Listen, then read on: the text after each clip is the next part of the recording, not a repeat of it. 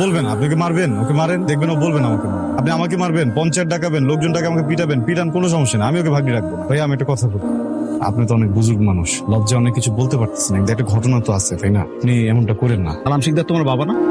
জি। ওনার কাছে এখন নালিশ দিতে হবে। ফোন দেই, ফোন দেন। আর আমি তো আমার বাপটাই গুনি না, আর আপনি, আমি ফোনটা দিই, এটা ফোন দেন। আপনি আপনার বাপরে গোনেন না, সবাই সেটা জানে, সেটা খুব বাহাদুরির কথা না। মানুষ কি বলে জানেন? সালাম শিকদার একজন ভদ্রলোক, তার ঘরে জন্মাইছে একটা ভাদাইম্মা, ঠিক আছে? আমার বোন আপনাকে ভালোবাসে, আপনি আমার বোনকে ভালোবাসেন। আপনি বলেন হাই হয়ে আমার ওই বোনকে একটা ভাদাইম্মার হাতে কিভাবে দিই? তার বোন থাকলে আপনি পারতেন দিতে? বলেন, বিবেক দিয়ে বলেন, বিবেচনা করে বলেন, পারতেন? আচ্ছা, ওকে আপনি চান, তাই তো? জি। মনের থেকে চান। আমি আপনাকে একটা সুযোগ দিচ্ছি, 6 মাসের মধ্যে নিজেকে প্রতিষ্ঠিত হয়ে দেখাবেন। এইচএস এর পর বিয়ে দিয়ে দেবো আমি 6 মাস পরে। এর মধ্যে যদি নিজেকে প্রতিষ্ঠিত করতে পারেন, আমি ওর বিষয় নিয়ে ভাববো।